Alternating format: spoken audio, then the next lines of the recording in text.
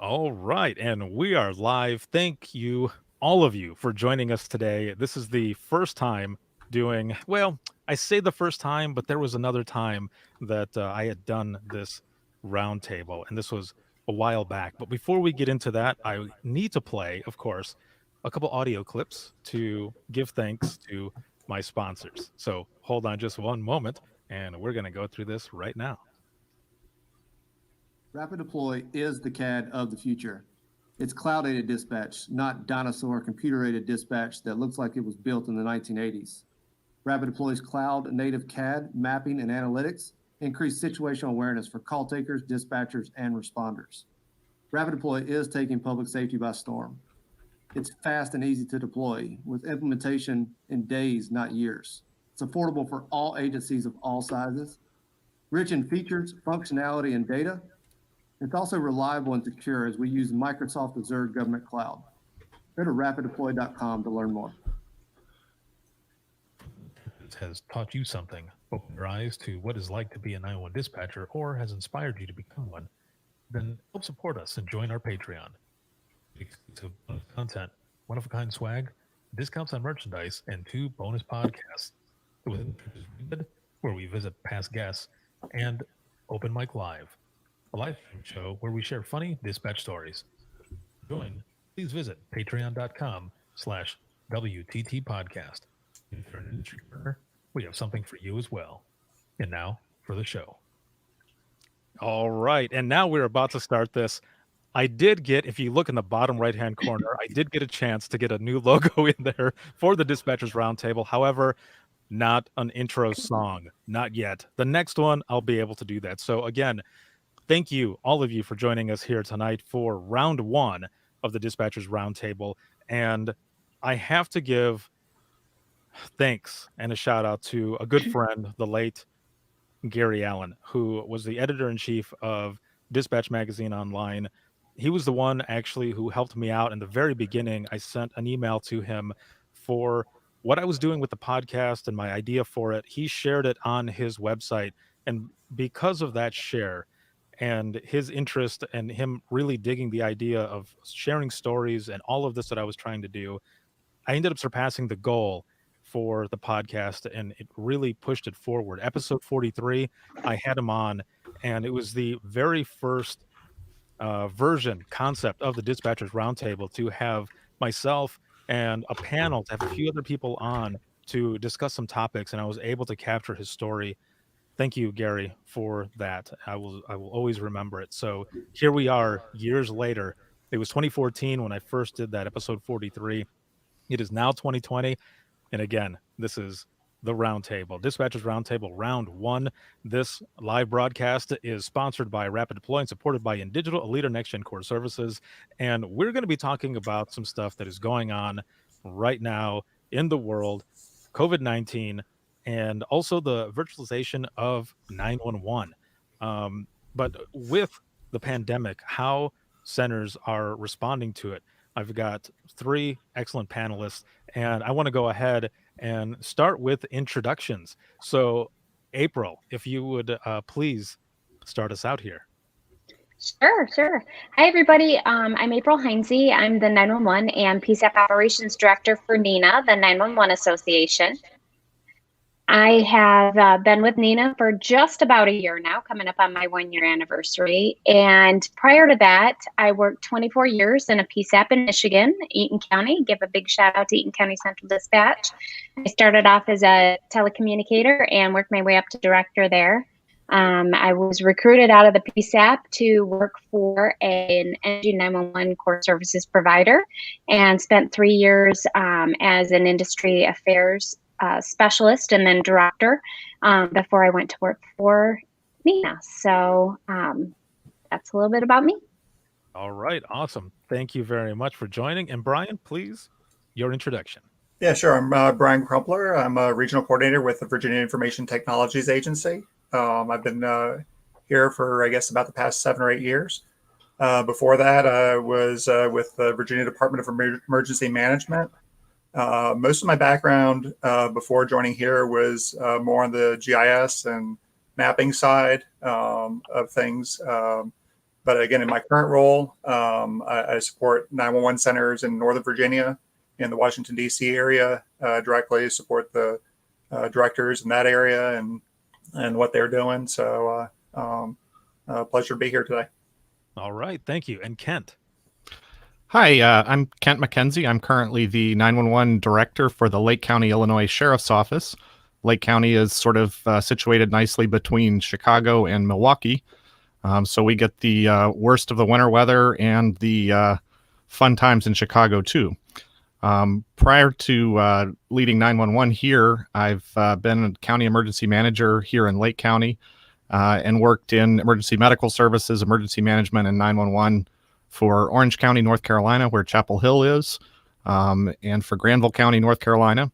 I trace my dispatching roots back to being a high school volunteer with the rescue squad in Bluefield, Virginia, where we didn't have 911 at the time. So we answered the 7-digit phone number and dispatched our crews out with the old plectrons. So glad to be here this evening. All right. Well, welcome all of you to, again, this first round of the Dispatchers Roundtable. We've got a bunch of people already in the comments saying hello, and those saying hello to you here on the roundtable. I can put one up here. Actually, there's someone right there that says, "Nice mic, Kent." Very nice. That's our trusted Motorola repair technician, so he's always keeping an eye on me. Very cool. So like I said in the beginning, I am going to keep an eye on the comments and everything that are coming in, and I'm going to try to put them up there so that you can see them like that as they're coming, and just as we go along with this. So with everything that's going on right now in the world, we have got this pandemic. We've got COVID-19, and I have been watching a lot of not only the news, just like everybody else, but a lot of what's going on in our industry. And recently, and this was always a thought in my mind as well, what happens if there is some sort of exposure or something in a dispatch center? What happens then? What's the process? Do people come in and start cleaning right away? Do you end up separating, your dispatchers into a different building? How does that work? And Kent, this recently happened to you at your center. So if you could, for those not only here on the panel, but for those who are watching, I mean, what was that even like? Take us through that day, that moment, how all of it was going on and came about. Yeah, that was certainly a day I will not soon forget. That was Friday, March 20th. That morning, late in the morning, had a phone call from one of my telecommunicators who had gone home feeling a little ill the day before and had stopped to see his family physician. And they conducted testing for COVID. He let me know about that. And then when we got the call the next morning, I was told, unfortunately, that the COVID test had come back positive. And I wasn't exactly sure what that would mean. So I immediately called our command staff. I also told the people on the floor what we had found out, because I'm a big believer in sharing information as quickly and accurately as I can with my staff. I think information is critical for them to be able to take appropriate actions. And then my next call was to the health department to figure out what exactly we needed to do. The good news is, for about 10 days prior to that, we had already been taking some pretty significant precautions in our center. We had already been doing distancing. We had forbidden close contact. We were sitting at every other position. We were sterilizing, wiping down each position every shift. We had paper towel holders temporarily installed on all the doors so that you could take a paper towel and use that to touch the doorknob so that you wouldn't be contacting potentially contaminated surfaces. So from that perspective, we were doing some of the right things, some of the things that I've appreciated seeing in NENA's guidance and some of the other guidance that we've seen after the fact. Unfortunately, we were maybe a little bit ahead of the curve, so we had to learn by some mistakes as well.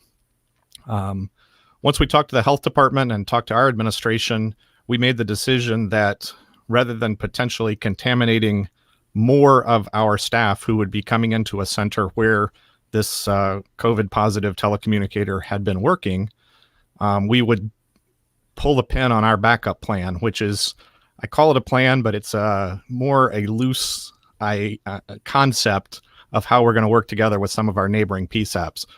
Fortunately, our friends over at CENTCOM, which is physically about 8 miles west of our center, were accommodating. They share the same telephone system and network that we have, though they're not on the same CAD. And we were able to send our afternoon shift 2 telecommunicators to CENTCOM to be able to start answering our calls. Typically on afternoon shift, we would have between 5 and 7 telecommunicators working in our center. So that takes care of 2 of them. Then we needed to find a place where we could man the radios. So we pulled our command trailer out of storage, and our fleet services guys did a spectacular job of getting it up to snuff. And we were able to move into that for our radio dispatch functions. It ended up taking us about 3 hours to make the move out of our center. Our day shift staff stayed over and worked some extra time. Here's a photo, it looks like, that shows our command post and some temporary internet cables being dragged out to it. So you can get an idea. We're fortunate that we had the space. We already had shorelines for the power, and we had network connections that weren't too far away from the trailer itself. And in the trailer, we were able to establish 2 dispatch positions, one in the front room and one in the back room, and keep our telecommunicators separate from each other. Once we had dispatch operations working outside of our center, we had brought in a professional hazmat cleanup company, only people we could find on short notice, to come in and disinfect our center.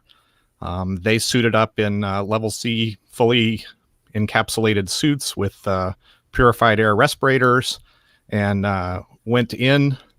We had to make sure that every single piece of electrical equipment in the center was shut down. And I think I made the comment that walking into our center and seeing all of the screens dark, all of the lights off, was the most apocalyptic thing I've ever seen. It was like something out of the Day After movie. So this is the crew suiting up to go in and do the cleaning. They used essentially it's a concentrated bleach fog solution that goes through the air and settles on all the surfaces. And then they wiped everything down. It took them about 3.5 hours to do our center, our office, and the adjacent emergency operations center that's part of our complex. Then they stripped all their used PPE off and bundled up all the rags, put it in a big 55-gallon drum, and labeled it hazardous waste, and said, "Y'all can go back in a couple hours." I was like, well, that's good to know. So we made plans for our day shift the following morning, Saturday morning, to reoccupy the center starting at 6:30 a.m. And under health department guidance, we also began wearing, at that time, N95 masks, and taking and recording temperatures for every staff at the beginning of their shift, at the end of their shift, and then optionally halfway through the shift, and documenting all of that and sending it all to the health department daily. Jeez. Man. So as you're talking about this, and I'm throwing the pictures up there, and you're talking through that as well, I will admit I got goosebumps listening to you talk about this whole process, because that's scary. That's some scary stuff right there. Now, there is a picture where it looks like a couple of your dispatchers are sitting in maybe a training room, and there's a bunch of stuff set up. So let me go ahead and put that picture up as well. Yeah. So what we've done kind of to carry on from the initial cleaning is to try to further protect our staff, is to actually separate our staff into 3 completely isolated platoons. And the folks you see in this picture are working in what used to be our sheriff's department training room. That's actually in Waukegan, which is our county seat. That's about 10 miles east of our regular center location out on the shore of Lake Michigan. And working with our IT department, they were able to scramble, set up 2 CAD positions with the 8 monitors. We had some radios that were staged as part of our interoperable communications cache, and we were able to put the 2 Motorola radios there to be able to actually turn this into our dispatch. function. So we have 6 telecommunicators, 3 for day shift and 3 for afternoon shift, that are assigned to the Waukegan location. And then the rest of our staff is split between people who are assigned to our trailer or to our main center. Each of those locations has their own thermometers, their own supply of masks, their own headset jack interfaces. So people were able to take their own headsets to those locations. And we've worked really hard to make sure that there's no contact between people in those different cohorts. So nobody who's working in Waukegan has any reason to have any contact with anybody who's working at either of the 2 sites here in Libertyville.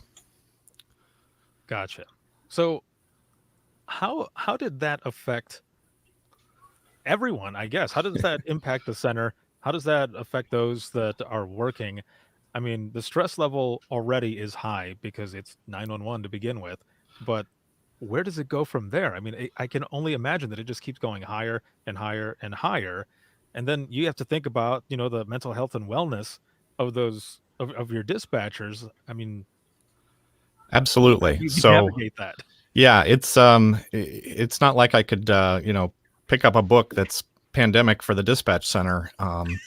Right. And, but I was I was able to think about information I've gathered in 25 years of emergency services management and leadership, and think about what I would want if I were in the shoes of a telecommunicator in this position.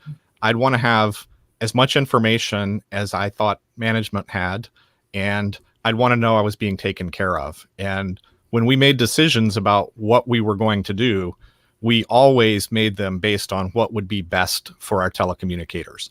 That's the single part of our 911 system that is not replaceable. We can buy new computers if they get toasted. We can buy new telephones. We can buy new radios. I can't go down to the corner store and buy new telecommunicators, particularly the seasoned veterans that we have, that we're blessed to have here in our center. Right. Can you imagine, though, if there was a store?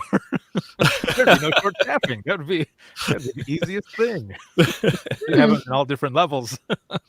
And like Indeed. a vending machine. Yeah, so I know that the anxiety has been really high Yeah. for our staff, and I've spent a lot of time. I generally have a policy of, if you need me, call me. I have, this is probably the first time in a long time that my office door here in the office has actually been closed, so that nobody staggers in while we're on the phone call here. But people call me. I had a handful of telecommunicators who were very anxious, who would call me on the cell phone and just find out what's going on. What did I think was happening? I connected them with the physicians and nurses over at our health department so they could hear the same information that I was hearing and understand that the decisions that we were making weren't arbitrary, weren't intended to be punitive in any way, but were intended to help protect them. And, in the 2.5 weeks now, nearly 3 weeks since we had that exposure, we hear a lot of appreciation. I hear a lot of appreciation from my staff, and we've also been able to share that information around our area and around the country. So hopefully, the things that we did right, people can repeat, and the things that we did wrong, people can learn from. Now, April, with NENA and everything, kind of building on the situation that Kent has gone through and is still really going through as well. What is it that, I guess, what is your take on this, and what is it, some of the resources that NENA has put out there, not so much in response, but in general, if something like this were to happen, which it has with Kent? Yeah. Well, first and foremost, Kent, it sounds to me like you've done an outstanding job with your staff. Good job, guy. You got thrown a really big curveball there, and you did everything you could to take care of your staff, and that's all you can do. So way to go. And I definitely think we're going to learn from you.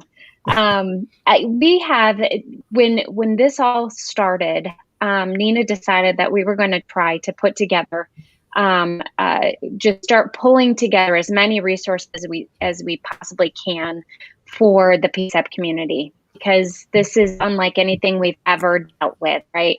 We did have a few scares back in, a few years back. And we did a little bit of pre-planning for those.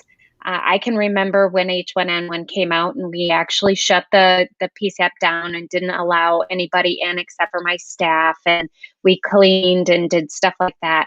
But nothing to the level we're at today. And it's totally unprecedented, right? So for all of us, we really are learning from each other. Well, we created a resource page off of the NENA website. It's nena.org/COVID-19. And we have a whole cache of various different resources. Those resources range anywhere from, we've got webinars out there. We've got a place where you can share your experiences. We've got human resource documents, preparedness and continuity of operations documents, templates. We've got PSAP policy development and guidance and protocols and call handling, cybersecurity, public education, tips for GIS, for chapters and event planners on how to, because we've got a lot of conferences that we've had to either postpone or cancel for the year. Personal assistance, stuff from our international community, and general information resources. This page gets updated on a daily basis. Many of the resources that we got, we update as often as we can. If we learn something or we find that something was missing, we add it. We've got a lot of stuff. We've even started putting things on here in regards to wellness, our mental health and wellness for our telecommunicators.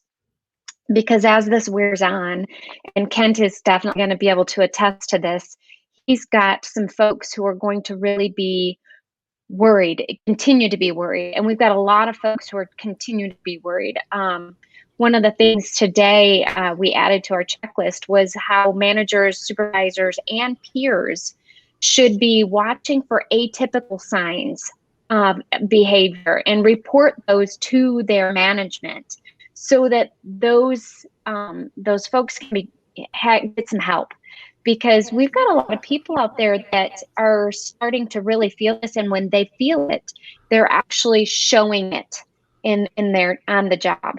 And sometimes, I can remember back when I was in the PSAP, somebody was overly worried or overly concerned about something, people would just go, oh, that's just so-and-so. They're just, they're just a germaphobe. They're just a this, or they're just a that. Well, that is a sign or a symptom of something else, something greater. We need to be thinking about that because it's about the health and wellness of our folks. And this is not going to go away tomorrow. This is something that's going to be here long term for, we're talking at least several months. And we're going to have to really think about that and how we're dealing with our folks, identifying critical incident stress management support.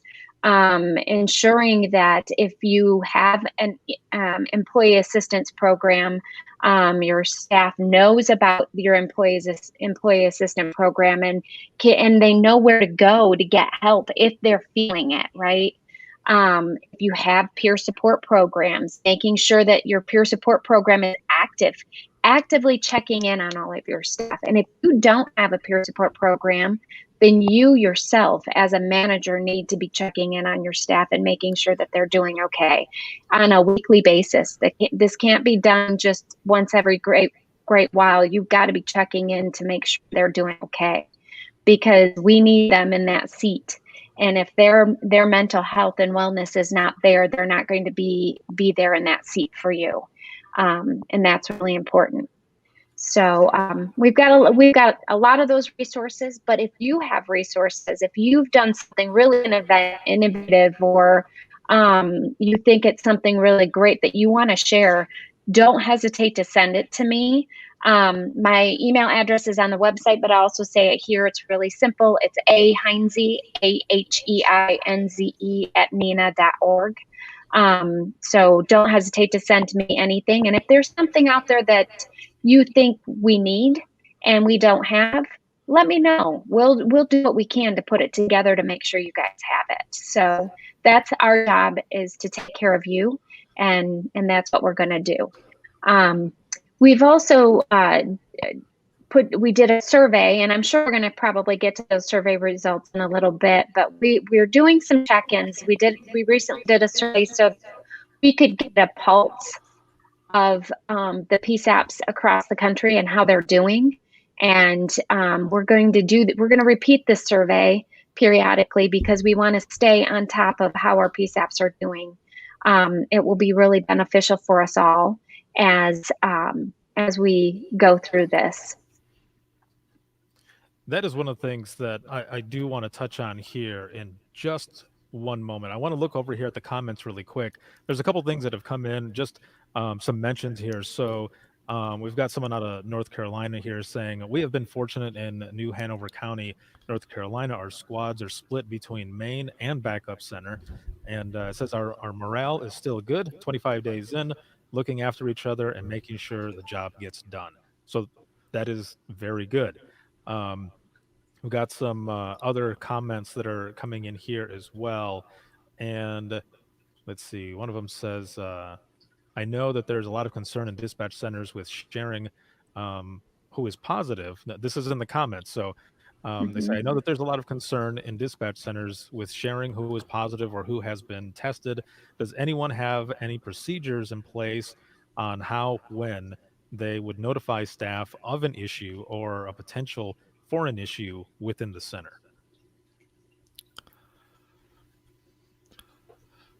Whoever would like to take a crack at that one. Well, this is Kent. I can speak to it from what we did and what we didn't have a plan for. We're a relatively small center. We have 27 full-time telecommunicators and supervisors. And our feeling was that if one person is suddenly out on the schedule for 14 days, it's going to be pretty obvious to everyone else in the center that this is an unusual occurrence.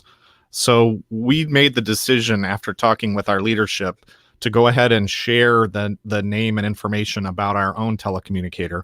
I think that helped our telecommunicators be comfortable.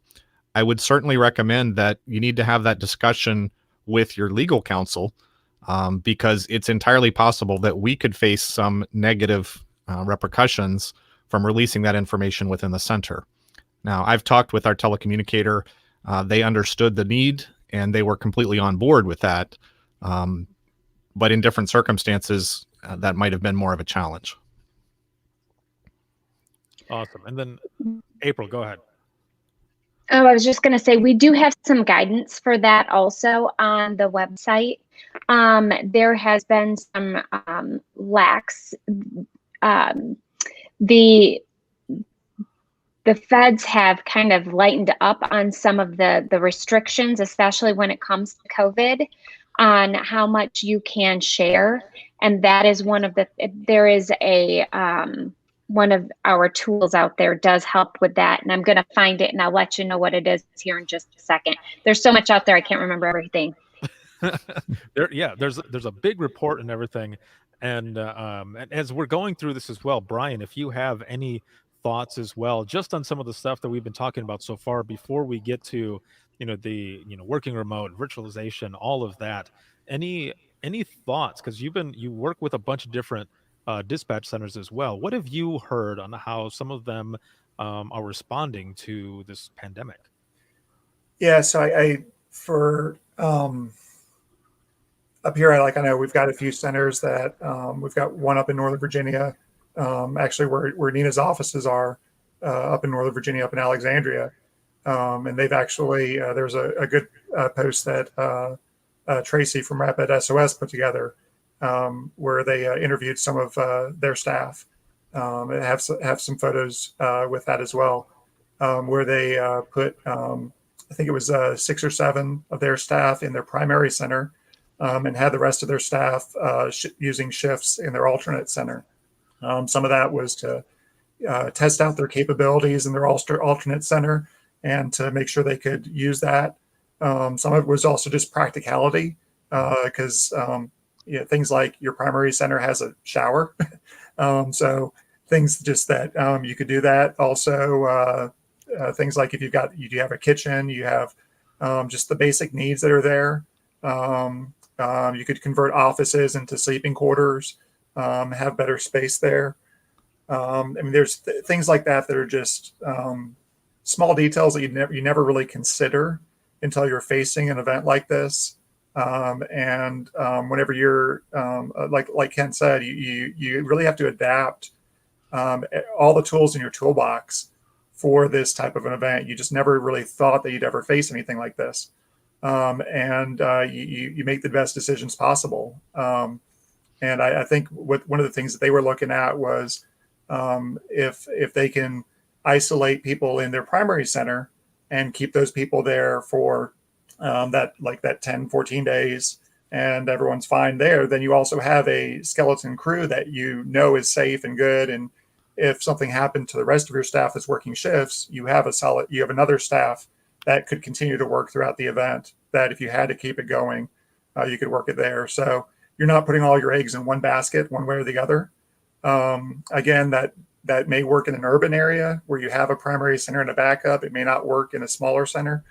It may not work again, depending on your situation, if you, like what Kent was saying, where you have a radio cache and you have another place where you can do that across the county or across the city. The biggest thing I think is use the opportunity to be creative. Look at the tools that you have in your toolbox, and use those and adapt those to your unique situation and circumstances. I mean, that's really the biggest takeaway I've seen from just all across the country. I mean, hearing different webinars, different people share everywhere. That seems to be the one commonality I'm seeing across the country, is that there is no one cookie cutter solution for this. Right. People are really just applying whatever they've got, and you're coming up with lots of different ideas and solutions. And the innovation, I think, that comes out of this is a really big positive. You've got different approaches and different solutions and ideas, and people are sharing those. And like Kent said, there's some of these that are non-starters that you look at it and say, no, that's a bad idea. Let's not do that ever again. And there's other things that you say, hey, that was a really good idea. How can we modify or tweak this to do this better next time? Or can someone else apply this and make this even better for their center? Perfect. Now, for both Kent and April, you actually have something on here. But before I get to you on this part, for Kent, what have you seen in your call volume? Has there been any increase? Has there been a decrease? This is not just for COVID specifically, but also with the fact that there's a lot of people that are probably calling about people who are violating the at-home orders. So, your call volume, how has that increased or decreased, or has it just remained the same? So we actually do a sit rep every morning for our county emergency management, where we look at the total number of CAD calls, the total number of phone calls for the previous day. We compare it to what it was 7 days previously, and we also compare it to the same date of the year a year ago. And we don't notice any significant trend up or down in total CAD call volume. We have seen about 40% increase in telephone calls. A lot of those are people asking, is it okay if whatever? Is it okay if my neighbor coughed over the fence at me? Is it okay if my neighbor walked their dog in the middle of the street versus on the sidewalk? Is it okay that there are people playing Frisbee on the golf course, since the law says the golf course has to be closed, but it doesn't say anything about people playing Frisbee there. So I think a lot of what we're doing is just listening to people. We're not often sending officers out to investigate situations like that. Mm-hmm. We actually, as part of our technology response to this, we were able to speed up our implementation of an online citizen reporting thing. We've never been able to take citizen reports online or over the phone previously. We've always sent a deputy, and we started that with this incident. That's made a huge difference. Being able to take those calls off of the plates of the deputies that are on the street and address them administratively. I would say there's been a pretty significant change in the mix of calls. Obviously, significant decline in traffic crashes and in retail theft and that sort of thing, but more than made up for with the increase that we see in disputes or domestic problems, that sort of thing. I can definitely see that. People getting kind of that cabin fever and being there with each other, and it just, yeah, it goes to hell. Now, April, in the report that you all ended up posting, there was some information about that as well, and some of the trends that you're seeing in call volume with all the centers that you ended up doing the survey with. Right. Real quick though, before I do that, I mentioned that or the resource on our webpage. It's the COVID-19 and HIPAA disclosures to law enforcement, paramedics, and other first responders and public health. It's on our website. That does talk about the fact that that yes, privacy rules permit a covered entity to disclose protected health information of an individual who has been infected. So it allows for that. Most PSAPs are not required to follow HIPAA because they are not part of an EMS agency. The only ones that are really required to follow HIPAA rules anyways are those who are governed by an EMS agency.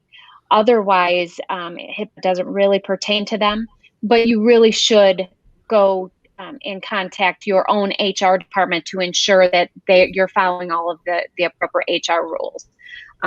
So there's that caveat. Back to our survey. We sent a survey out to all of the PSAPs that are listed in our enhanced PSAP registry and census.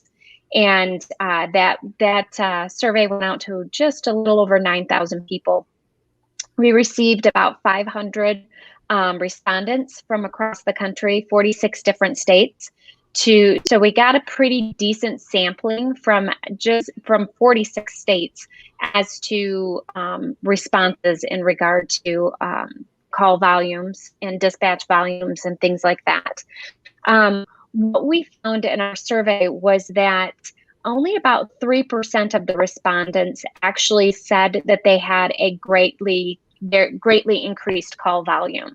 Many of those, though, what was interesting, many of those were taking everything on 911. There was 30% of the respondents that had somewhat of an increase in their call volumes.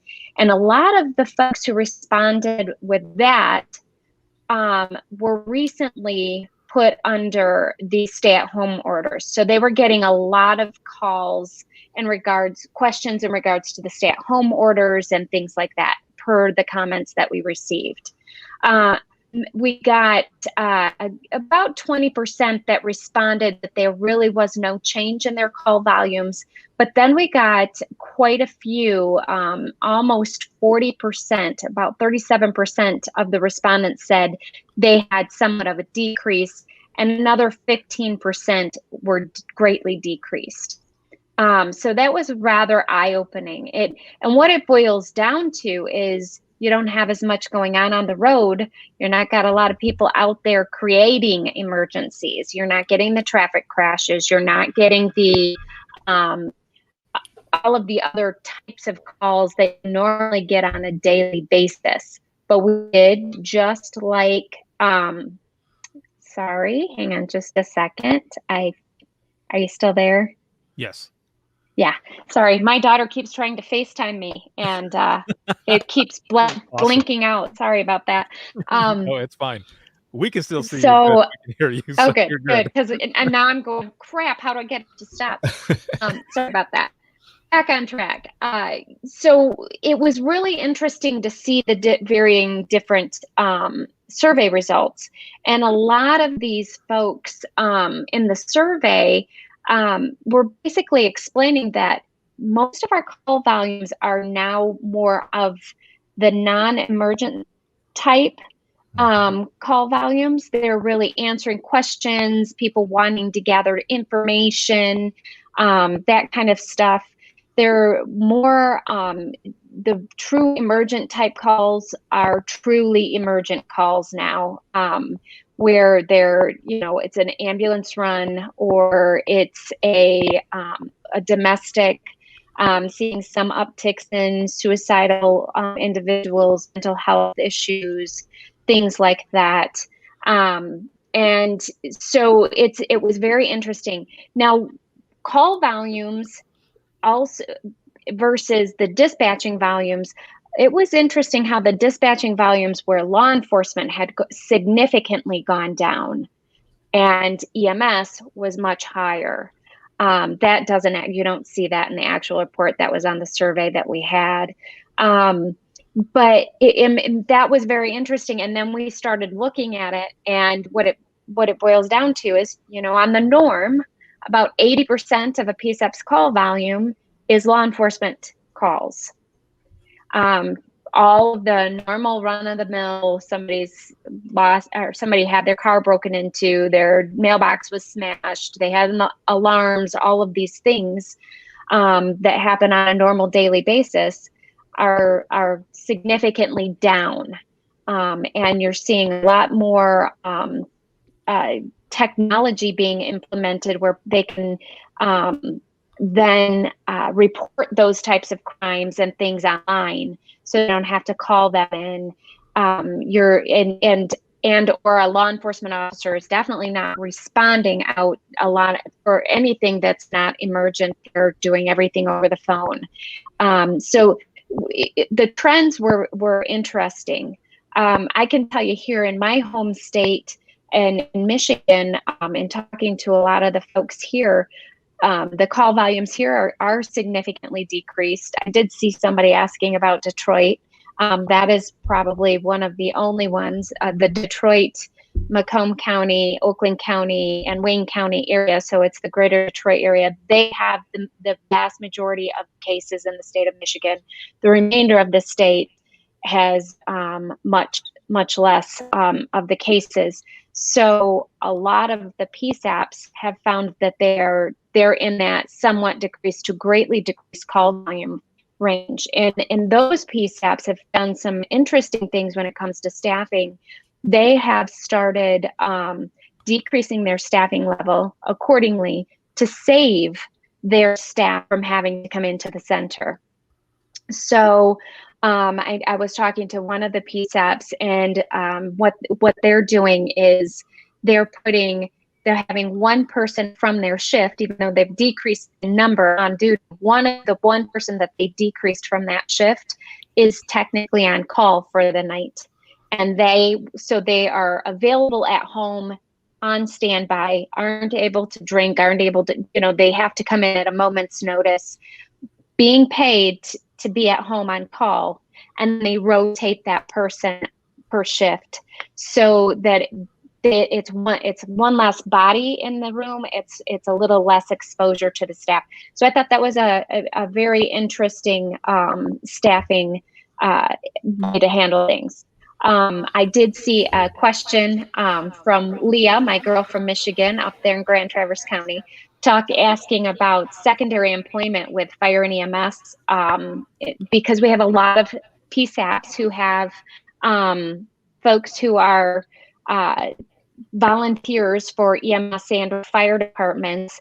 And when they do that, they also have an agreement with you. You are their primary employer. You then give them the ability, you say, yes, they can participate as a volunteer or as a secondary job for those other employments. And a lot of PSAPs that I've heard from have just simply said, we are stopping all outside volunteering and employment. This is your primary position, and we need you to be primarily staffing our PSAP. And they have not seen a lot of pushback from the staff, from those folks. Now, that doesn't mean you're not going to get pushback, but obviously, as the employer, you do have the right to say no. And sometimes we have to make those tough decisions. So another thing I saw Tracy saying, I'm sorry. I'll stop talking after this because you know No. me. I like to talk. I saw Tracy say something earlier, and I totally agree with her. I failed to mention the fact I told you all that we need to be checking in on our staff. Sometimes that staff also needs to reach out to their administrators and say, "Hey guys, how are you doing?" Right. Because I'm going to tell you, the administrators right now, your directors and deputy directors, your PSAP managers, they are going through hell. They're going through all kinds of planning and pre-planning. Ken, I know you're not going to say this because you're the man, you're the one who is responsible, so you're going to be humble, and I know that, but I'm going to say it on your behalf. You guys are doing so much more right now, so many more meetings and pre-planning, and you're being pulled in 50 million directions and having to make a lot of tough calls and having to deal with what you had to deal with. Kent, that was superhuman, and you just don't have a lot of people don't say, "Hey, wow, way to go." I'm saying that to you. But we do need to do that for each other. So reach out to your counterparts to the next PSAP over and 2 or 3 PSAPs away, and just let them know what a great job they're doing. And hey, I'm here for you. If you need to call, call me. I'm here. I'm here for you just to vent or to get other ideas or whatever you need. So, all right, I'll stop now. No, I was just going to actually piggyback off of what you were saying with Leah. There's a comment up here, a few comments up, and I was just saving it at this spot as I'm looking at it to throw it up on the screen as well, because it goes along with with those guidelines. So, Kent, probably for you. So it says, does your agencies have anything in your guidelines about dispatchers also employed by EMS or fire departments due to them possibly exposing your communication center? So, like many centers, we do have a secondary employment agreement that we enter into with an employee. So they have to submit before they engage in secondary employment, whether that's for pay or as a volunteer. And that has to be approved by our undersheriff or the administration. So currently we do have a little less than a quarter of our staff does have secondary employment. None of them are field responders for their secondary employment. We've got a couple who are one who's a pretty effective realtor in the area. We've got a couple who are doing things for their own municipalities. We do have 1 or 2 who are telecommunicators in other dispatch centers on a part-time basis. And we had some discussions about whether we wanted to say no to that, or whether with precautions we felt like we could manage that risk. Because anytime you're exposing people to other people in this environment, we're going to have increased risk, whether those people are at the grocery store or at your secondary job. And for the time being, we've decided to allow our employees to continue their secondary employment because we don't believe that they're in high-risk situations. Certainly some risk, but not high-risk situations. And we feel like knowing what the cost of living is in the Chicagoland area, that could put a real crimp in our employees' ability to function if they lost some of that secondary income. Well, I have to throw something up here just so that you can see it. In regard to what you were saying about disclosure and everything else. But before I get to that one, actually, I want to throw this one up here so that you can see it. Because as April was saying, you're going to be humble about it. You get kudos for this, because I think you're probably one of the first ones, or the first one, to put it out there that this had happened. And so right there, Kent is incredible. It's been an easy transition with all of the changes, and I know it's because of all his crazy hard work and dedication to us. We are so lucky to have such an incredible director leading us. So well done, sir. Well done.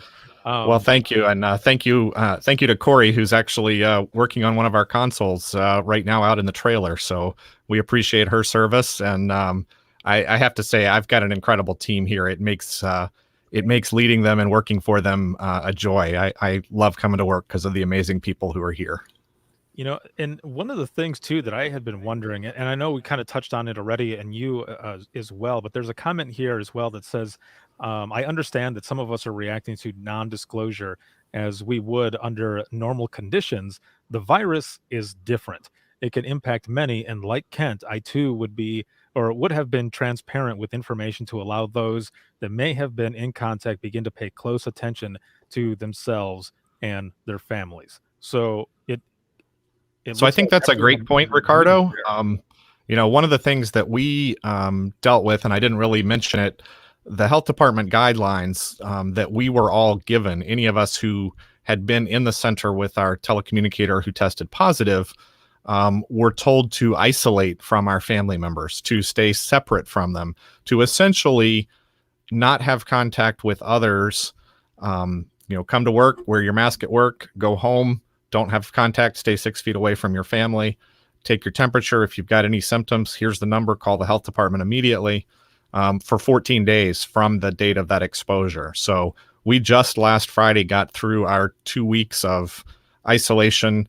My daughter was overjoyed when I got home last Friday night. She said, "Daddy, can I give you a hug now?" And it's little things like that that I think we all take for granted. Right, for sure. And kind of going back really quick to the call volume. I just wanted to mention a couple things here because it's in the comments. So one person here says our call volume is down 10 to 15%. However, domestic calls have increased, which is it goes along the lines there with you, April, and Nina in your report and how that information has come out. Another person here says, noticed here the log calls are down because the traffic volume is gone. So no traffic stops, fewer to no accidents, and no driving complaints. But it says, so our call volume is a quarter to a third of what it was or what it would be this time of year. So we've got all of this other information that's coming in here as well. But I want to we're coming up on the hour, and we're going to go over an hour here. And I knew it would. And I was telling people we're going to be talking about this, and this is a lot of good information. And people are going to be asking a bunch of questions about this crazy shit that we're dealing, that everyone is dealing with, whether you're in the PSAP, whether you're in public safety, or you are, just civilian out there doing what it is that you should be doing in, either quarantining, just all of that. So there's a lot of this that's coming out. There's more comments as well, but I think we're gonna kind of go back and forth, but I want to move now into this whole idea of virtualizing 911. I have to start this out with, in 2014, I had it was late 2013 actually. I had made my switch from dispatch to being an industry partner. So then going into the summer of 2014, what ended up happening was I was helping out with a project in Michigan in the Upper Peninsula, and I'm going out there and I'm training many centers, actually every center out there, their dispatchers on using the backup phone system that our company was providing them. And I was also showing them how easy it would be to get these phones and pack them up into a case and simply carry it out, where in some places a command center is good. But if you don't have a command center, you can pack up these phones in this case and you can essentially go home, plug it in to an internet connection, and we can send that traffic there, and you can dispatch from home. And I would, kind of chuckle and say, how cool is that? Well, then the directors would end up saying, no, no, no, no, no, don't tell them that, because they're going to want to dispatch from home. So that was 2014, and really a thought of how this could work. But now we're years later in 2020, the technology has also completely come full circle, and that is a reality. There are dispatch centers that are doing that, and people are dispatching from home and working remote. There's a bunch of different things that are going on now, and that's where we're at. So this is the craziest thing to think that back then I was joking about it and be like, yeah, you guys can do this. How cool would that be? And really, it's people are doing it and it's working.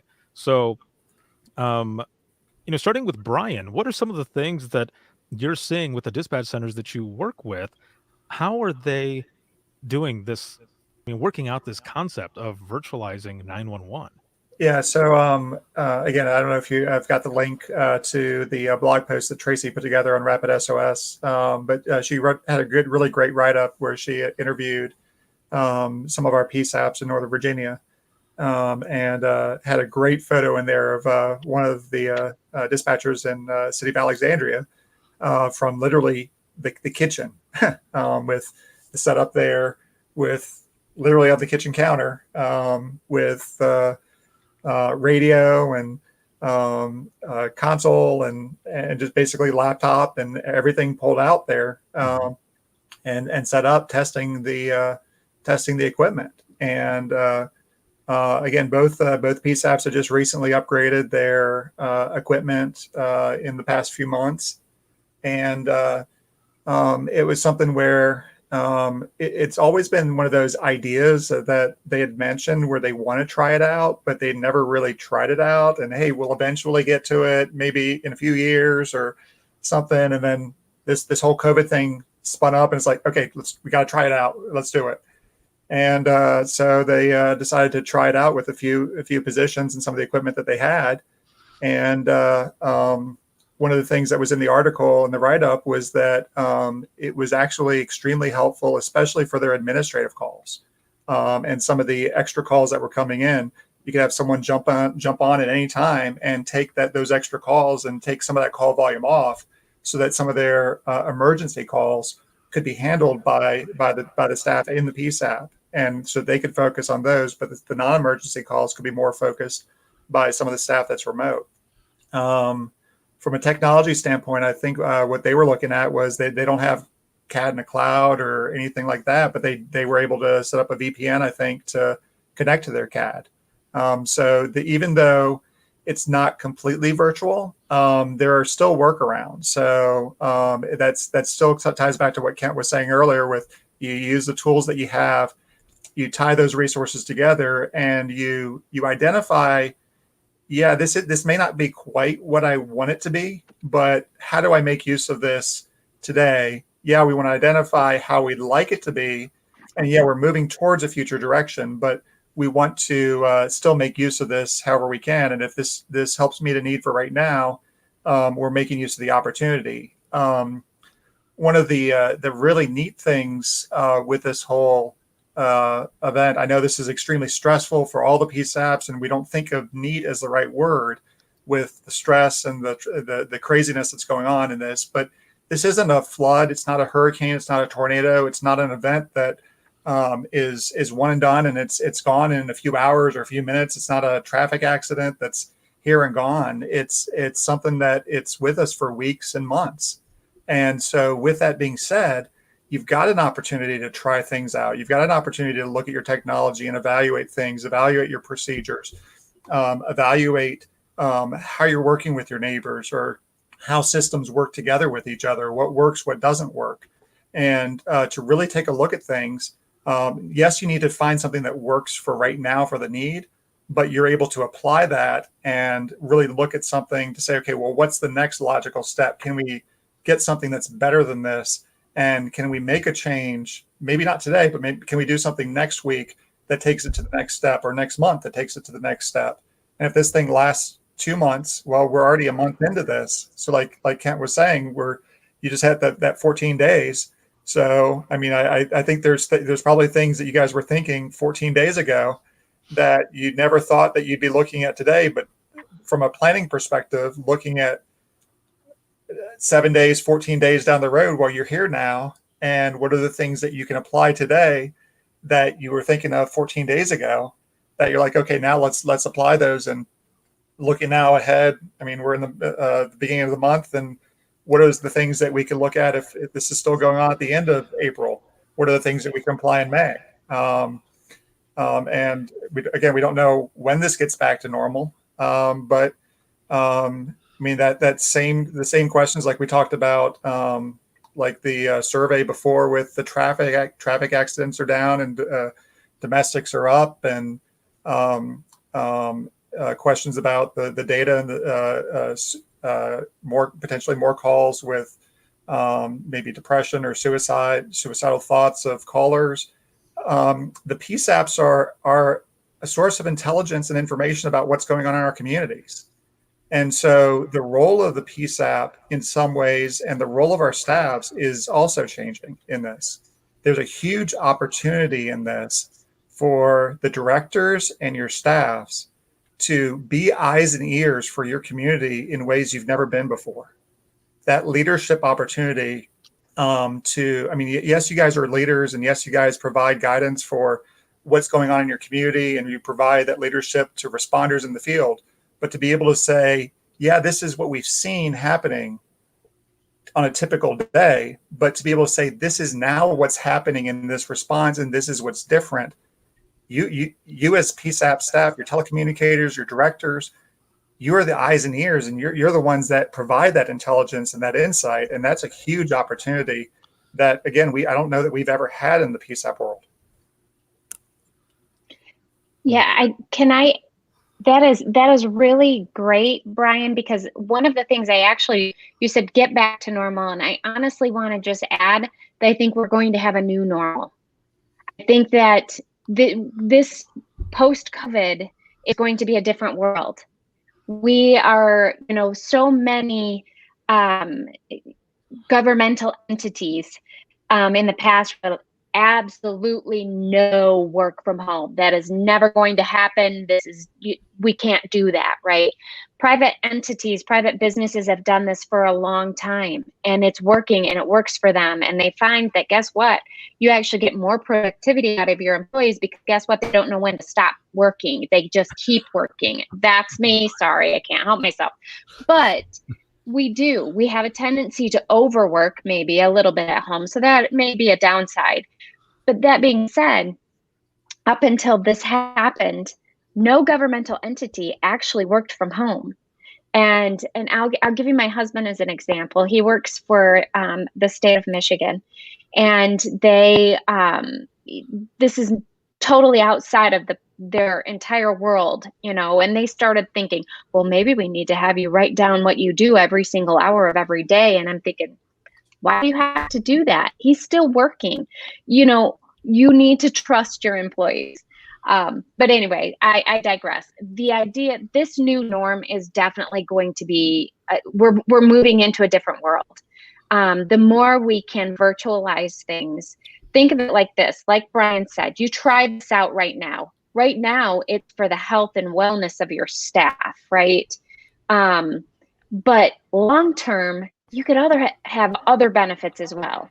In a perfect world, in April Heinze's perfect world, every single call taker or every single telecommunicator in your PSAP could potentially have a box at home that has a radio, that has the telephone equipment and the CAD equipment all there.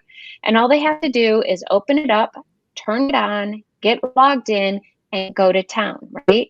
Now, I actually had somebody, I mentioned this to somebody, and they kind of went, that's never going to happen. Because, I was just on a conference call the other day, and I heard dogs barking in the background, and you can't have a 911 call taker with dogs barking in the background. I think you have employees who are smart enough to lock their dog in the bedroom or put the dog in the crate while they're working. I think you have people you have professionals that can definitely make this work for them from home. And in the instances, like here in Michigan, our biggest worries are big thunderstorms, tornadoes, that kind of stuff that blow through, right? Well, in the past, I can remember myself driving through tornadoes to get to my PSAP because I knew they needed me, right? Mm-hmm. Well, in the future, we don't need to do that. We can literally just open up the case, turn everything on, log in, and say, hey, I'm here. I'm going to start answering phones, and just start answering phones. Amazing what you could do. When your call volumes go up, all of a sudden you have some catastrophic event. You have a major train derailment, because I had that happen 3 times to me. A major train derailment. And now you don't have to have people rushing in. You can just put a text out to everybody that says, hey, We just had this happen. And let me tell you, your staff, if they know they're only going to have to answer phones for 2 or 3 hours, they're going to pop on and they're going to answer phones for 2 or 3 hours. They're going to do what it takes. So there is going to be a new norm. You mark my words. People are definitely going to start looking at this. As long as you can make it affordable for the PSAPs to buy these kits, they're going to buy these kits. Hey, Kent, question for you with this. How far outside of Chicago are you located? We're about 45 miles northwest of Chicago itself. Okay, so how long does it take people driving into Chicago on a typical rush hour? Well, typical rush hour, it's probably an hour and a half to 2 hours from where we are, maybe even a little longer. At 4 a.m. on a Tuesday, you could probably do it in 45 minutes. Yeah, that's the same for me. I'm about 60 miles south of DC, and it's an hour if it's no traffic, like today with no one on the road. But with traffic, it's an hour and a half each way. And we've got people that spend, half of my county loses 15 hours a week commuting. And so, like April was saying, that new normal. I mean, if this thing goes on for 2 months, 3 months, there's a lot of people that are going to look at this telecommuting, teleworking, and say, why am I wasting all this time driving back and forth when I can do this from home? And like for me, I mean, where I'm talking to you all from here, I've been doing this for 7 years. My job is completely 100% remote. I may go out for meetings, but I've been doing this remote for 7 years in my job. And so as long as I have email, as long as I have a phone. Now, again, I'm not a 911 dispatcher and I'm not answering those calls, but everything I need to do my job is there because my organization has invested in the technology to be able to allow me to do that job remotely. And that's something where, again, for the 911 industry, if we are, and then local governments, we're investing, like April was saying, investing in what's needed for that, as opposed to sending people 50 miles or 60 miles to drive. If people, especially in the urban areas, like you're saying, Kent, with people having to do 2 jobs to live, if I can live somewhere cheaper and I can still do the same job, why would I want to live somewhere closer when I can live somewhere lower cost of living, still get the job done, and I can answer the calls from somewhere else? I'll take that job. You may actually be able to get more people taking a job in some of these centers that don't have can't get people living there, driving there because of the distance or the cost of living in urban areas. Or I think the issue there is going to be the internet connectivity in some of the rural centers. That's going to be, or rural places where people live. But at the end of the day, I think that's going to end up being a discussion for our communities to say, where do you need to invest in broadband technology, whether it's wireless or wired or whatever, being able to get that connectivity to places where people live. But again, that's going to be, like April said, a new normal. This is just going to rewrite what those priorities are.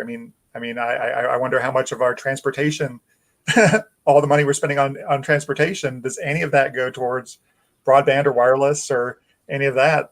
How much could get redirected towards investing and taking people off the roads? It's a small thing, but it's things where if that type of thinking, how do we reevaluate things and reprioritize things? And if someone's not at work, physically at a work location, but they're at home, do I need to pay someone as much because they're not driving back and forth? They're not taking that money for gas. I know for me, I've turned down jobs in the past because that pay more because I get the time with my family. I don't have to have that commuting time back and forth. It's important for me with a 10-year-old, 9-year-old son and with my family. That time is important. So if you've got someone who is just getting into this field or has young children at home or is trying to do grow in their career and go back to college or do extended courses or whatever they're trying to build in their life, there's things that are priorities in their lives, and that commuting time back and forth is a cost. And that's something that's important. And if you can get a job that's virtual, it actually is a benefit. It's not a paid benefit, but it is a benefit for the workforce. Right. And so there's a comment that just came in here, actually. It says, I agree that this pandemic has made us think outside the box. And I'm excited at the idea that we could work remotely, policies in place. It may balance the life of a dispatcher who can work, tend to family, and lower the stress level. So, kind of piggybacking off of that a little bit right there, what do you think it will take to switch up those SOPs, I guess, when looking at virtualizing the operations aspect of emergency communication centers? So this is something that I've gotten asked a lot by our telecommunicators just in the past 2 weeks is, okay, so why can't we all work virtually? What, I've got a great gaming computer at home. Why can't I just install CAD on it? And, you can forward the 911 calls to my cell phone and we'll be good to go. I think from my perspective, the thing we need to be a little bit cautious about is the ability that we lose or potentially lose when we separate our staff. And that's the across the room conversations, the sidebars. So when there's a really significant call, the telecommunicators are aware of that and they're jumping in and doing things to help each other without being prompted, without having to see something pop up. Now, we've just, with our location in Waukegan, just explored with Microsoft Teams having an open video chat window between the position down there and a position here so that you can see what your partner who's working remotely is doing. We haven't fortunately had a significant incident where we would rely on that camaraderie in the center, but I think there's certainly the opportunity, and the technology is changing so fast. And with the build out of broadband wireless technology, even if the wired internet isn't working at a particular location, in many parts of the country, we're getting to a point where there's satisfactory wireless capability. It's funny. It's almost as if I shared some of these questions with the four of you already, or the three of you rather, because some of the stuff that I had on here in my notes to ask, you're already talking about it. We're on the same wavelength. This is good because what you just mentioned right here was something that I was going to bring up as well, was the human factor. How does working remote or virtualizing 911 take away from that human factor in dispatch, where when I was in dispatch, if I was on main radios, I would hear the call taker typing fast and hard, even if they weren't saying a thing at all, because it's an open line. If they're typing fast and hard, it usually means some crazy shit is about to go down. So how does that work? And you kind of answered that already right there with that platform having the open windows to be able to not only listen but also see what is going on, where before this was going on, that's what you would do. You would listen to the person across, or if you've got something on, someone always is repeating what the other person or what they're hearing, so that the person on the radio can put it out there and continue going fast, just like that, like a well-oiled machine. But now thinking about, people being remote, does this take away from the human factor, or are we able to continue to do it the same way, but with technology? But I think that also goes into the opportunity that you have to reach back to the vendors that are developing this and have that conversation, to provide that as an input, to say, this is what the new normal needs to be. These are the types of inputs. Can you build that type of the typing speed and how quickly you're inputting that into whatever the software is? Can that be a trigger into the software to say, this is a flag for the people next to you that, hey, automatically turn on that video chat on Teams, or automatically trigger some alarm or something else that say, hey, for a supervisor or someone else, that, hey, we got something that's abnormal from what the typical is. There's things that you can build into those triggers based off whatever your typical patterns are. But again,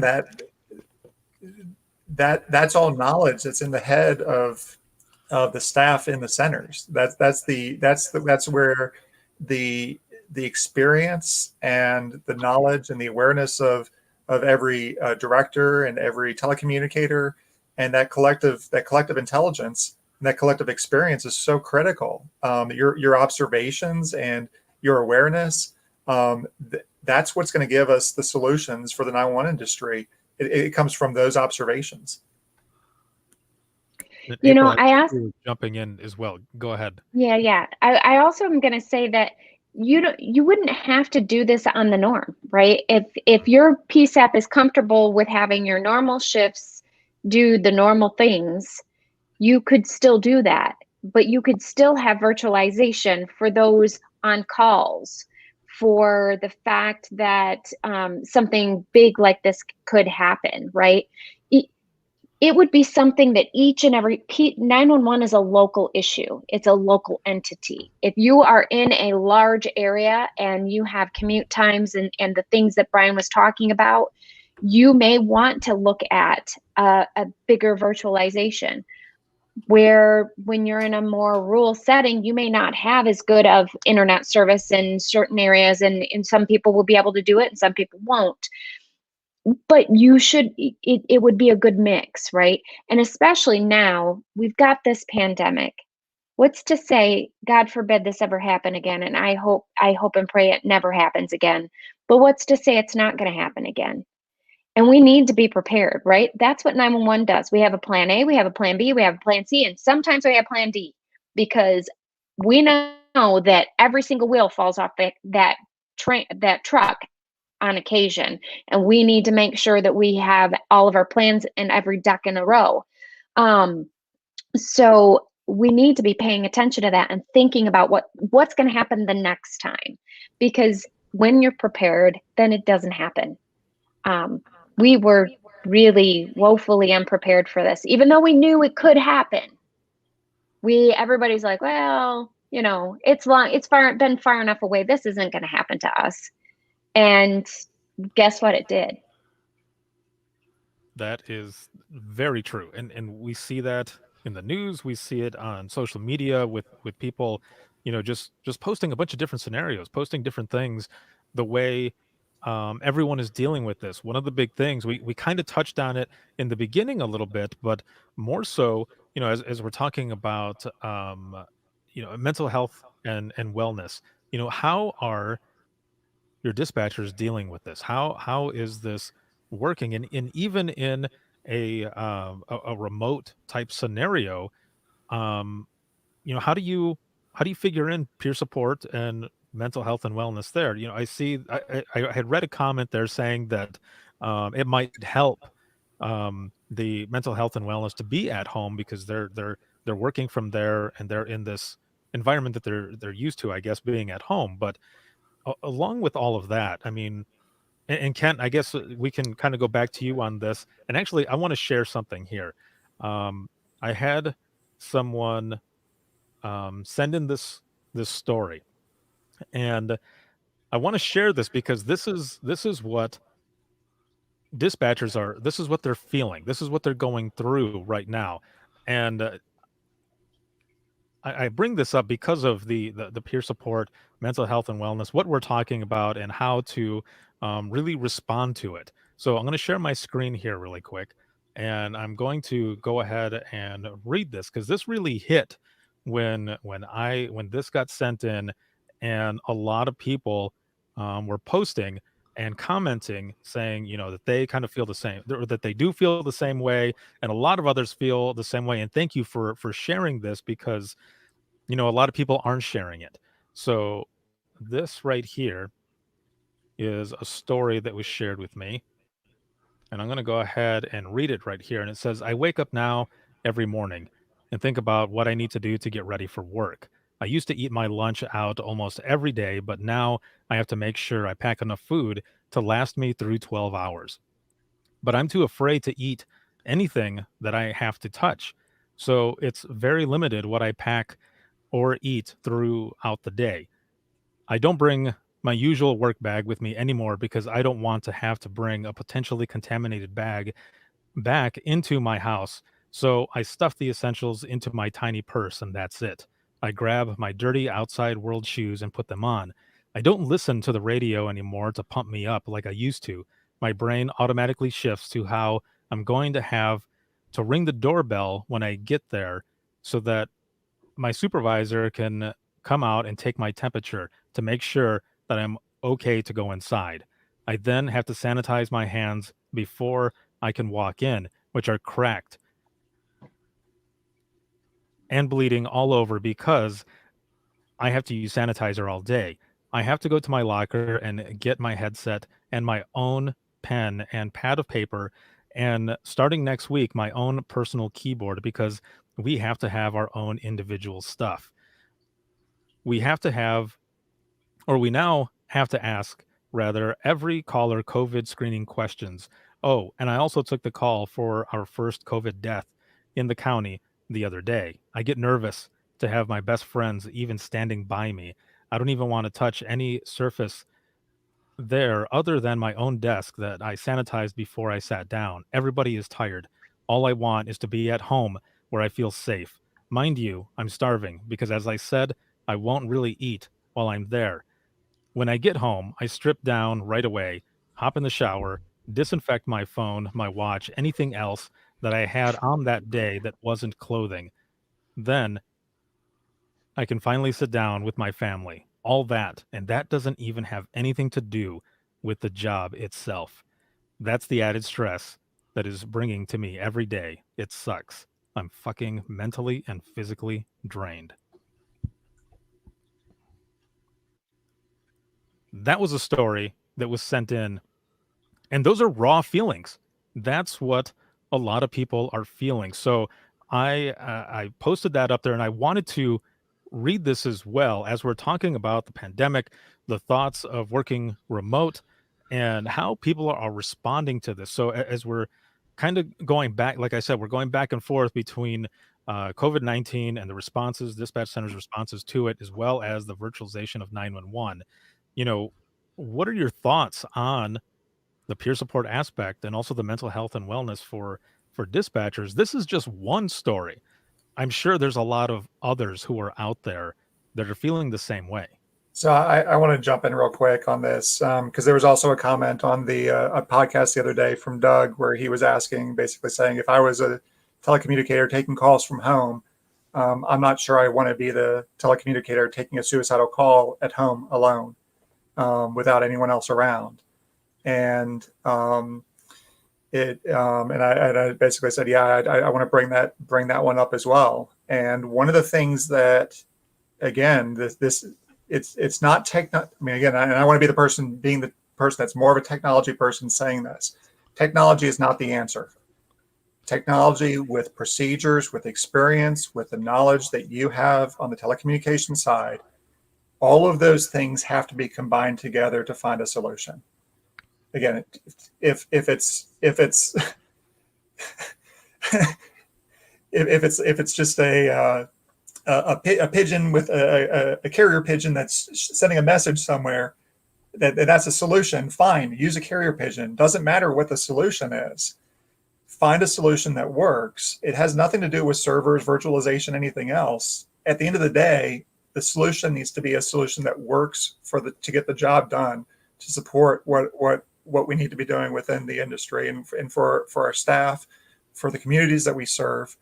And at the end of the day, that's what this is all about.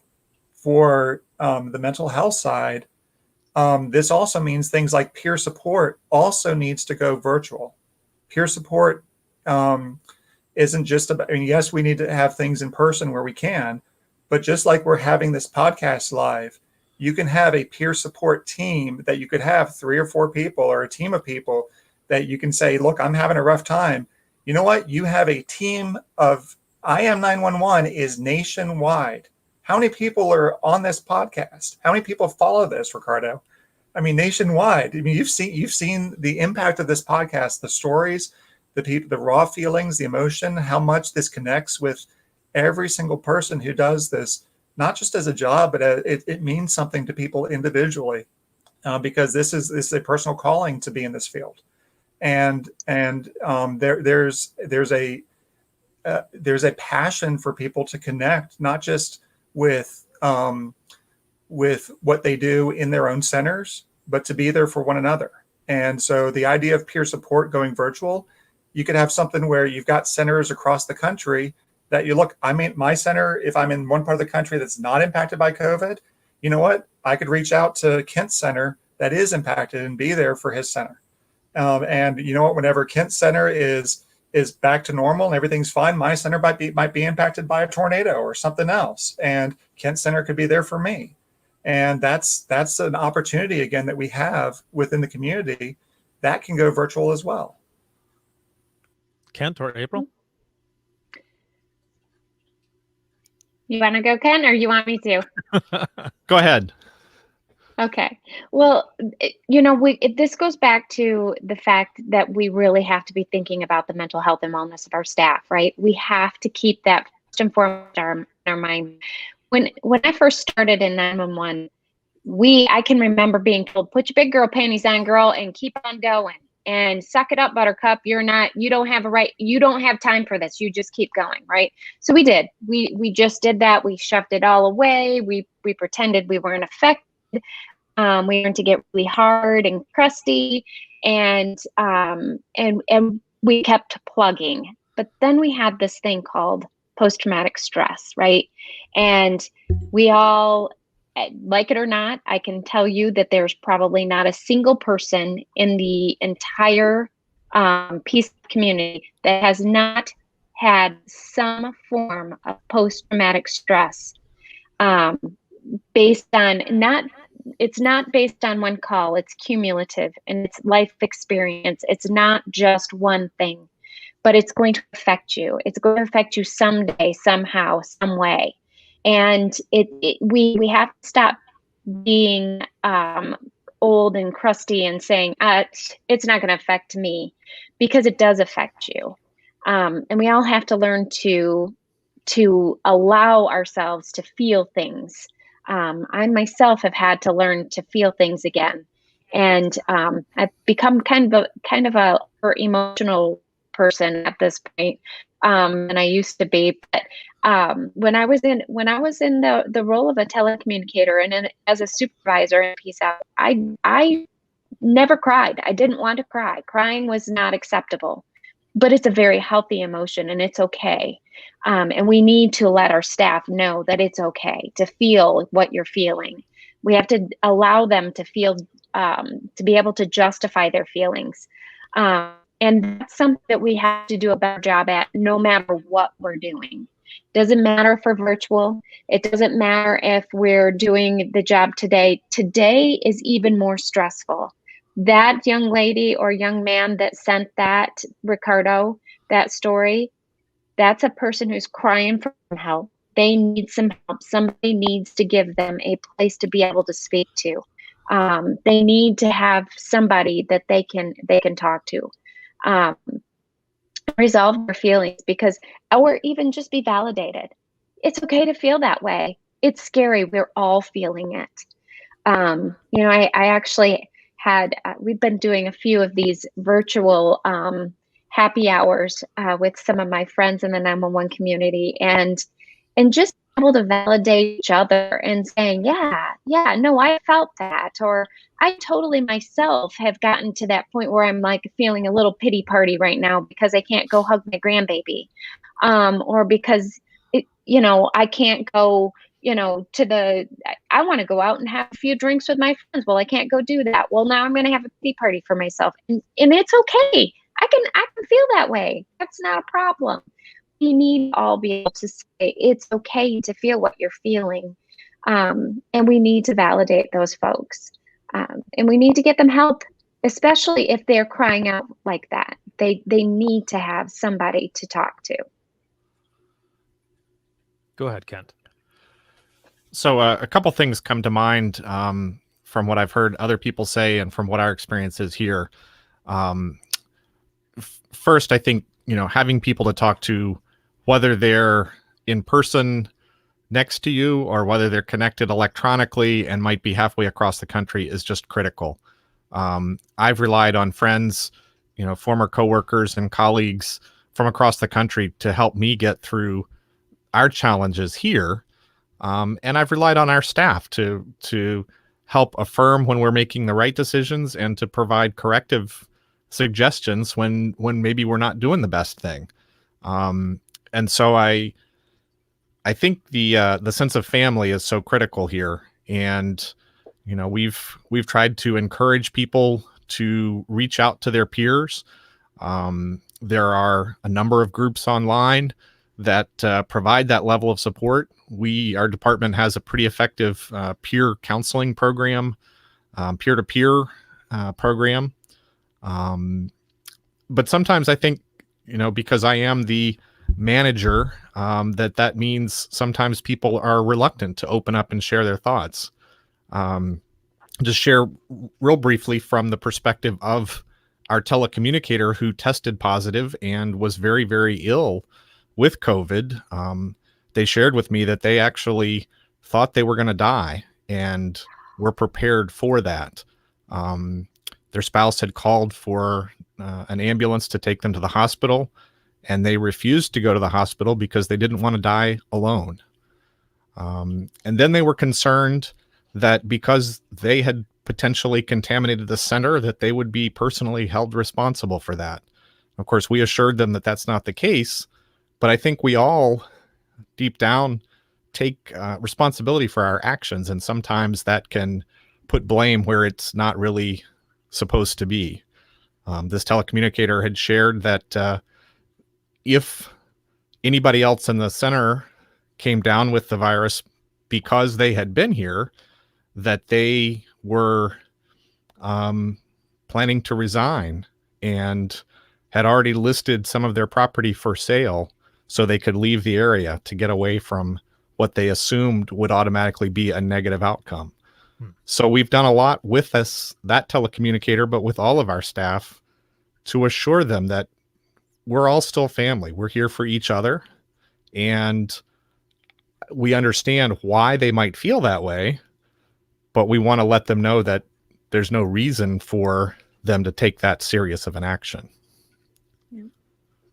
Now, looking really quick at the back at this report that NENA had put out, as we're on this topic here, there's a portion on here that says 911 professionals have COVID-19 related anxiety. And I'm going to put this up here just really quick. And April, maybe you can kind of talk on it just a little bit here. But there it is right there. Yeah, we found that there were a lot of PSAPs were already putting various different measures in place when it came to some sort of mental health and wellness for their staff. But there's equally the same number of PSAPs out there that may not even be listed here right now that don't currently have employee assistance programs, peer support programs, or other things put into place. And I highly recommend them, especially an employee assistance program is very inexpensive. It's an inexpensive benefit that you can provide your staff that provides a lot of different opportunities for your staff that you personally can't provide them. However, when you're shopping for an employee assistance program, you want to make sure it actually caters to public safety, because EAPs for private sector and for the normal business related or even other governmental entities are vastly different than what really is necessary for public safety. And I think that that's really important when you're going to look at these things. Peer support programs take a little bit of time and effort to put into place, and there's definitely work that needs to be done to get them in place, but they're definitely very beneficial. We found some other really innovative things that people are doing just to try to help take the stress off of their staff. It's little things like relaxing the dress code. Who'd have thought about doing that? But that's actually a really great idea. When you've got to wear uniforms and all of a sudden you're locked down, nobody's going to see you. Why not relax that dress code a little bit and let people be a little bit more comfortable? Some other things that didn't actually make this list here, but bringing coloring books and pencils, little things that they can do to take their mind off from what every single thing that's going on. The coloring books and pencils, obviously, if you're going to do that, you'll want to get one for every individual staff member because you don't want community sharing of that stuff anymore right now. But another thing, implementing video conferencing. Brian, there's your virtualization, right? Allowing staff members who are now further apart to still be connected with one another, because that's isolation. Implementing, while arranging the service animal visits, that's, I think, going to be a little bit more tricky now because of social distancing. We're really trying to keep the PSAP lockdown and things like that. That may be a little bit more difficult. But oh, Tracy's down here saying, buy them a puppy. I like that idea. I'd take the puppy. And it makes lots of people happy. But there's a lot of different things that you can do. Be creative. Allow your staff is, I mean, I'm telling you, you have a lot of staff members that are very creative. I can remember staff members that would have a rolling cart that brought in, they did a puzzle, put a big puzzle together, right? When it wasn't busy in the middle of the night, they were puzzle people. Just things that will help take their minds off of things is very important. And next week, guys, I know many PSAPs are not going to be celebrating National Telecommunicators Week, which is next week, but make sure you tell your staff how much you appreciate them during that week. I know they're not going to be necessarily celebrating next week, maybe postponing until they can actually do the bigger celebrations and so on. But it's really important to make sure that they feel appreciated. And I think that's all we need to do. I think that's the biggest key factor here, is just ensuring that the folks that are doing the job feel appreciated, because that makes you coming back, then that helps you to want to come back the next day and to keep plugging away, even though it's difficult. Well, as we go into the wrap up of this first round of the Dispatchers Roundtable, I want to immediately say thank you to all three of you for joining me here to talk about these very important topics. I'm going to be honest, I've been kind of avoiding a little bit this topic only because I wanted to be able to do it the right way. I wanted to have people on with me who can really talk about this from different aspects of what's going on, because I'm seeing it on social media. I'm talking to people about it, but I can't speak on it as well as all of you can, because April, with the research that NENA is doing, Kent, with the very real face-to-face incident that you are going through, and then Brian, in your position with the PSAPs that you work with and how they are virtualizing 911 in their own aspects. So thank you, all three of you, for joining me, and for everyone who has been in the comments and throwing comments out there. This is going to be up for replay, and people are going to be able to see it. So if there are other questions as you're watching this to throw in there, people can continue to answer even after we are done here. But as we go into this wrap up, as I was saying, I want to ask each of you a wrap up question. And Brian, I'm going to go ahead and start with you actually on virtualizing 911, as we are going into what we're calling this new normal, which is really what it is. It is going to be a new normal on how we respond to everything, how we are doing operations. Where do you see 911 in the from the perspective of virtualizing, and how really can people start getting ahead right now for this whole thing? If you haven't been doing stuff, it's kind of too late, but you can jump on and start doing stuff. But where do you see this going as we're talking about virtualizing 911?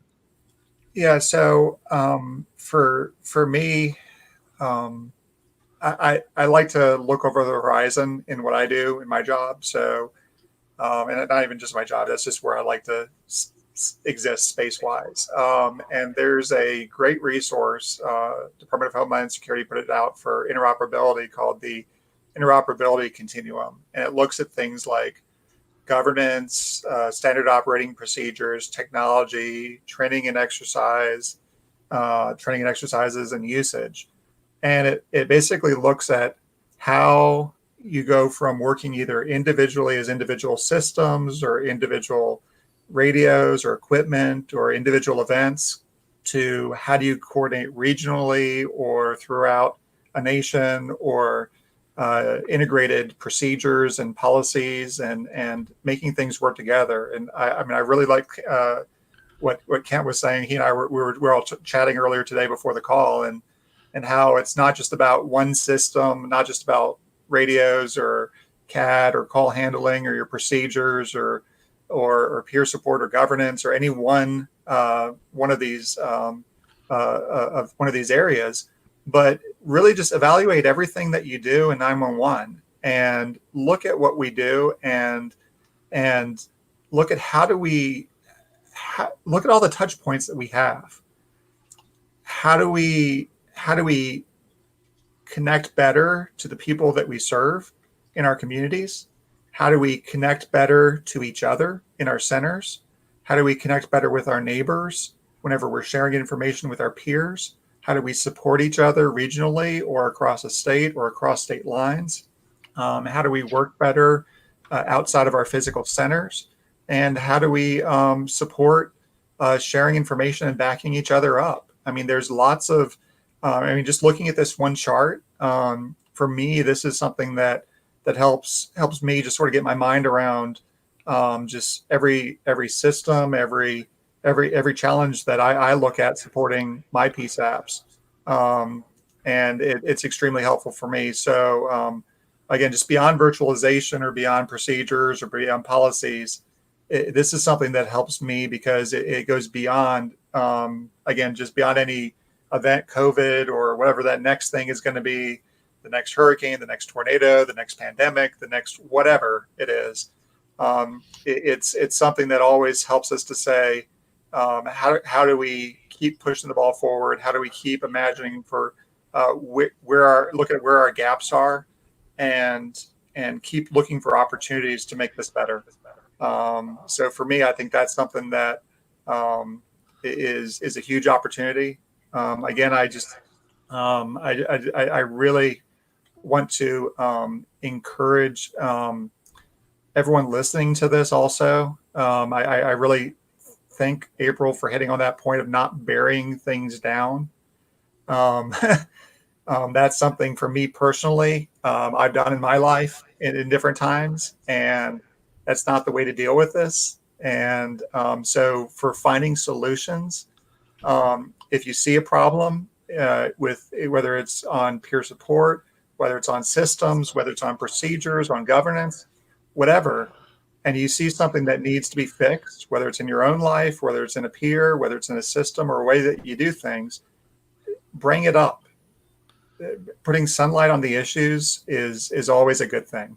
And if it's on your own life or if it's on a challenge that you're facing, even the post, Ricardo, that you brought up, it's to the core, and it's blunt and it's honest, but it's therapeutic whenever you bring those things up and you share that, and it connects with people, and people see that. And if you're sharing it, there's probably 10 or 20 or 1,000 other people that are thinking the exact same thing that you're thinking. Mm-hmm. And that's how we find solutions to this.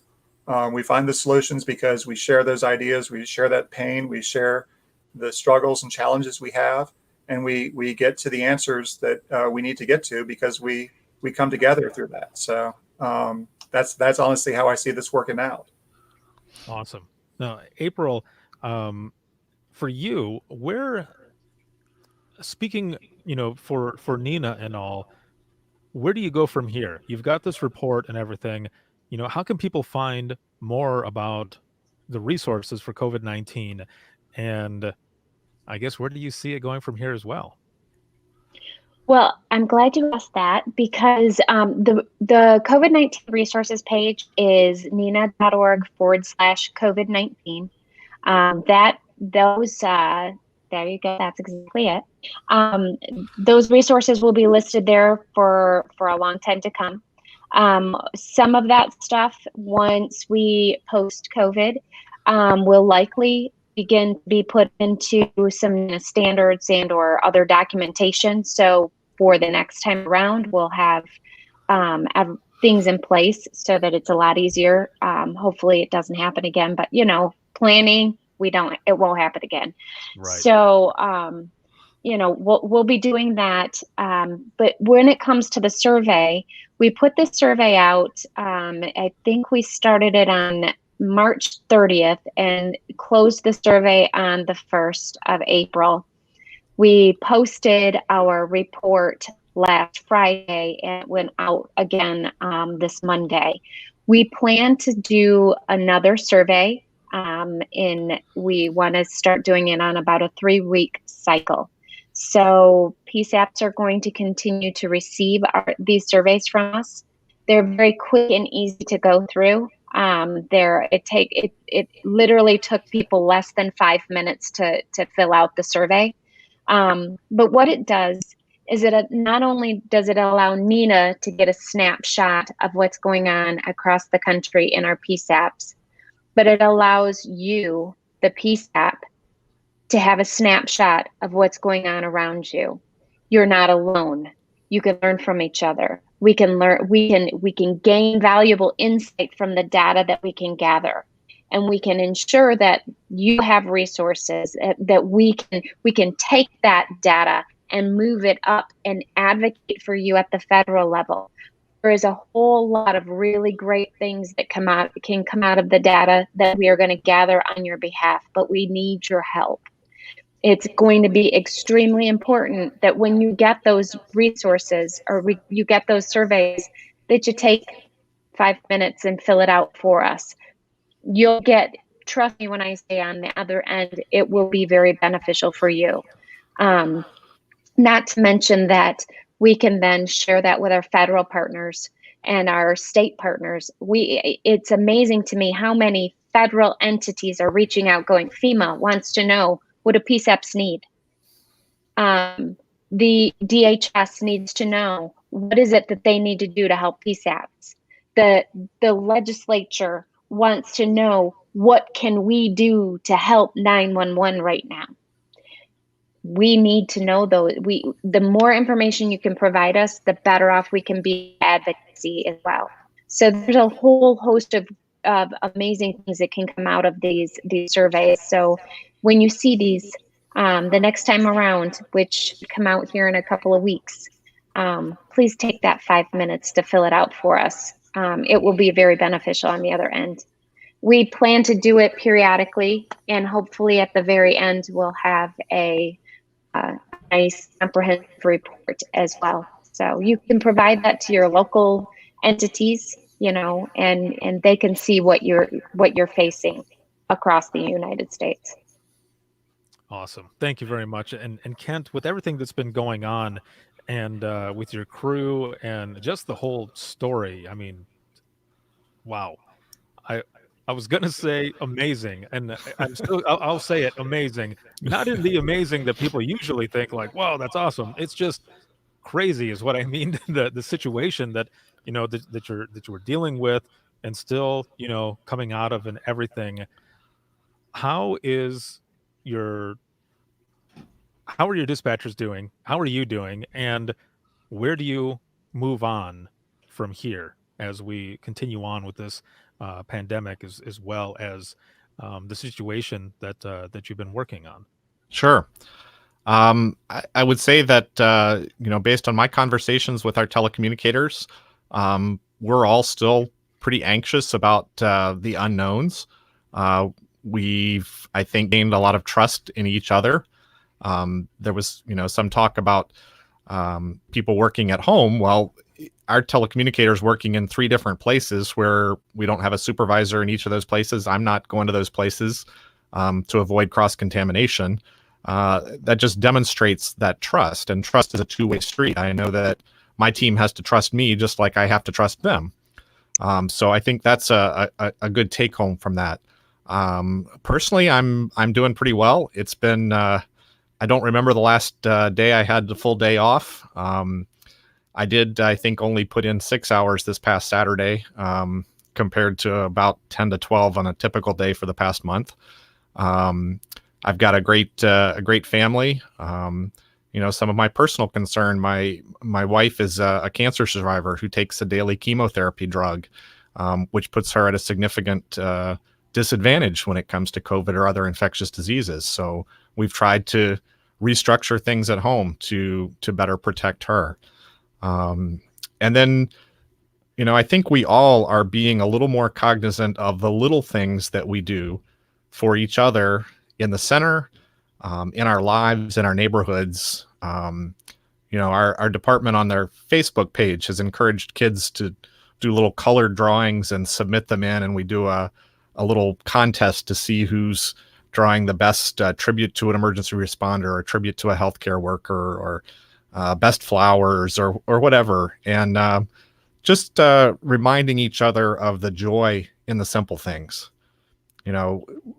It's a little thing, but we're wearing face masks in the center all the time, and those get uncomfortable after a while. So one of my friends had posted an idea that I don't know where he came up with it, but a little clip that you could put behind the ear bands, so that the elastic isn't cutting into the back of your ears. And I said, hey, I'd like to get some of those for our guys and gals. And how much do you want for them? And he said, for you guys, just come get them. And that's the kind of outreach that we've had. We've had a lot of our local businesses donating food. We had a couple of baskets of edible arrangements brought to the center, so there's fresh fruit. So not just the high carb, high fat foods that we all love, some healthy stuff too. But I think this new normal, I think it's important that we remember and go back to the basics, go back to taking care of each other at every level, the mental, the physical, the camaraderie, the family that we all are. And so Ricardo and April and Brian, it's been great to share with you all tonight. I consider you all part of my family, and I thank you for all you're doing to help us and to help our telecommunicators be successful in what we do. Awesome. And again, thank you, the three of you, for joining me here tonight for round one of the Dispatchers Roundtable. This is a show, for those who are listening, watching, that I'm going to be doing twice a month, with all the other stuff that I have going on. So this one is only going to be twice a month. But thank you again. If you have any comments, questions, or you want to be a guest on the show, or you have a topic for this show, please send an email to wttpodcast@gmail.com. Again, that is wttpodcast@gmail.com. You can follow us on Twitter. That is @91podcast. You can like us on Facebook. That is facebook.com/Within the Trenches podcast. If you are looking for any bonus content or swag, all types of things that I have going on over at Patreon, you can check that out as well. That is patreon.com/WTT podcast. And thank you all for the support there as well. It's what helps continue all of these shows going on. So thank you very much for that as well. This live broadcast of the Dispatchers Roundtable has been sponsored by Rapid Deploy and supported by INdigital, a leader next gen core services. And this episode will also be part of the podcast that goes out weekly. And that'll be coming out in a few weeks. That'll be heard. You can hear that 24/7 on Apple Podcasts, iHeartRadio, Spotify, your favorite podcasting app, and withinthetrenches.net.